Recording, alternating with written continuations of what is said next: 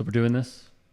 Really? Todd Starnes, who I'll tell you about in a minute, took this photo from the broadcast of the NFL on Fox's Game Day Team, and they're standing while the national anthem is being played. He would write, Michael Strahan disrespected the military during a Veterans Day pregame show on NFL on Fox.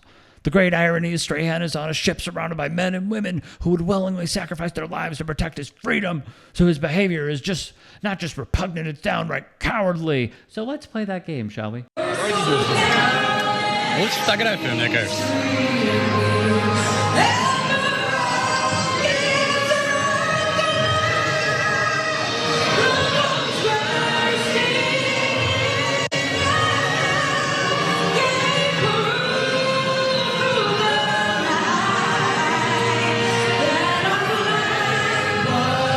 This was Donald Trump at his Mar-a-Lago estate joking around during the playing of the national anthem.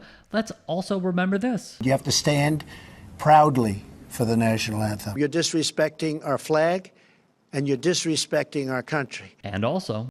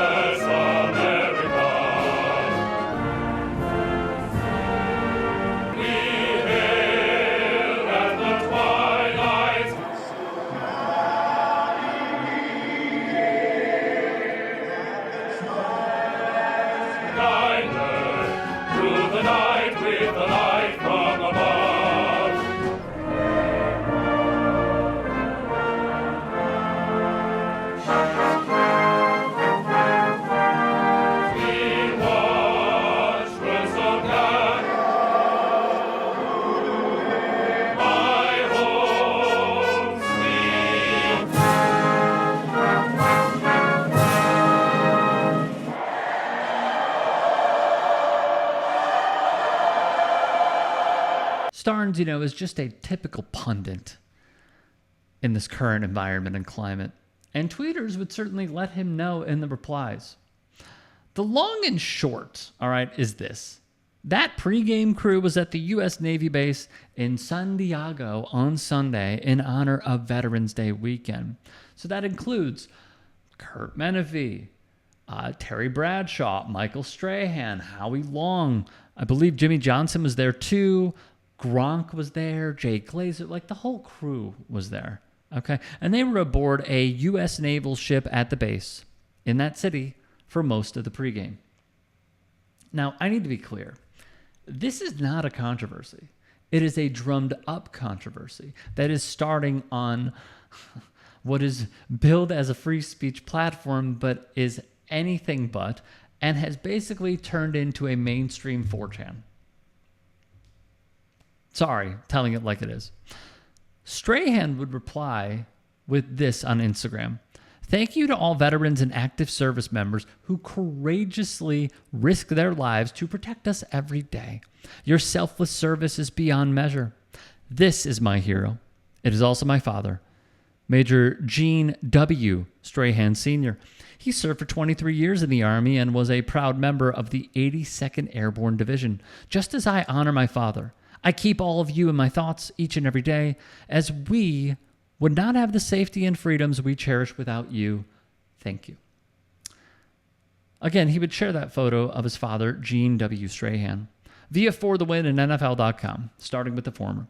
Strahan grew up in Germany on an Army base where his dad, was stationed.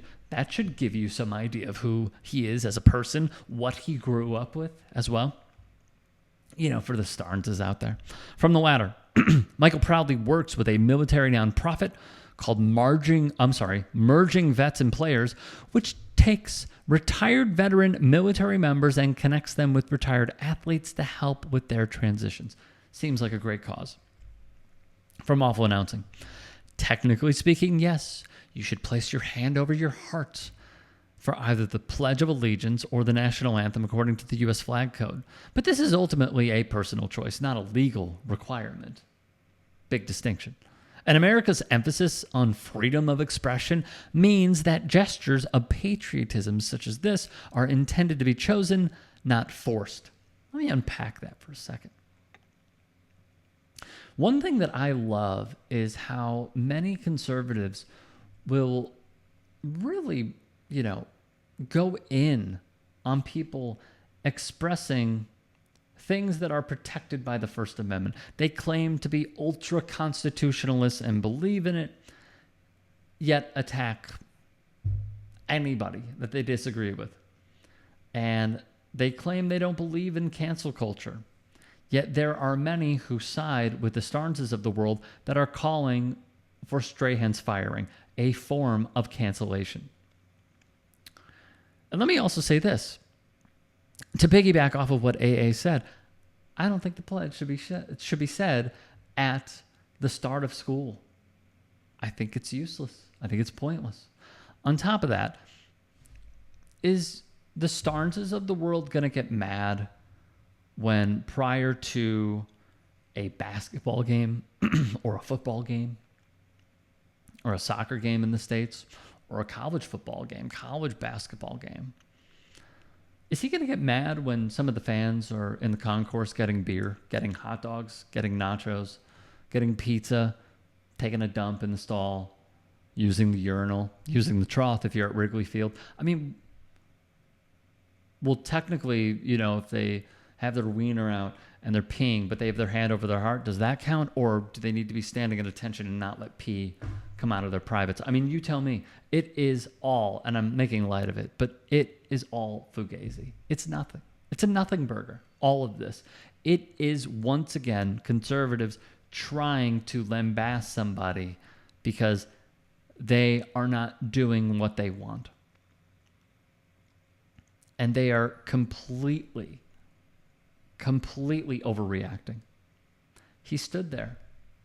His hands were down. He wasn't crossed like Donald Trump will be time and again. He paid attention. He listened. He stood silently. What more can you ask for? I find it odd. And to go back to the national anthem thing, remember when Mark Cuban said that they were considering not playing the national anthem at Dallas Mavericks home games, and how many conservatives got in a tizzy over it? Yet if you go to any other country, they don't play the national anthem a majority of the time, depending on the country, of course, prior to sporting events. They view us as crazy nationalists, and it's easy to see how so many people will fall for it because of that very thing, especially through politicizing sports. Now with Starnes, he's a host at Newsmax, which may ring some bells, alarm bells, of course, to some of you. He helped spread false information many times over as media matters. Elaborates further. Right-wing media figures have falsely claimed that the Biden administration is neglecting those affected by Hurricane Helene. Remember that? For example, Newsmax host and MAGA influencer Todd Starnes repeatedly claimed that the federal government has abandoned those impacted by Hurricane Helene, saying that many towns and cities have yet to see any disaster relief. It's false. When right-wing media fear-mongered migrants were coming to rape and pillage and murder Americans, Starnes warned on his show migrants could stage an October 7th style attack in smaller communities that may not have those resources. A chyron underneath read, "Illegal immigration is poisoning American society." This is literally great replacement theory. He even likened undocumented immigrants to Nazis. Much more from Media Matters. He compared the Nazis invading France and Western Europe to the supposed invasion of a rampaging horde of illegal aliens. Later, he added people used to fight wars over stuff like that. It's crazy. There's more. When Trump created his own Bible as part of the grift, Starnes, of course, applauded it.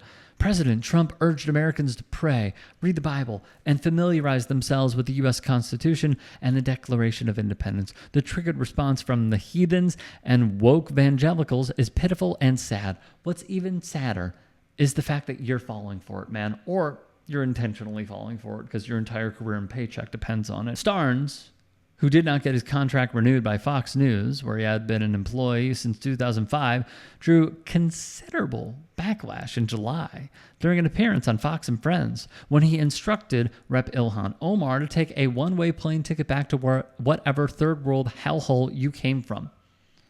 Insanely racist. He tweeted support of the January 6th Capitol rioters as well. He also claimed that when Donald Trump was raided that the FBI has been weaponized, defund, and dismantled. Interesting how they're in favor of defunding some things. Media Matters has more. In 2019, right-wing media tied grooming accusations to drag queen story hour events at public libraries, with Starnes asserting that your local public library has been turned into a drag queen nightclub so they can groom the next generation. And when at Fox News, he encouraged listeners to run over activists that were protesting a Trump rally. So you want to know the beautiful mind behind all this? It's that guy. If you can and are willing, please become a paid member here at TYT Sports, and or go to tyt.com/join. In addition, you can follow me on Twitter, Instagram, and TikTok. Appreciate it. Have a great day.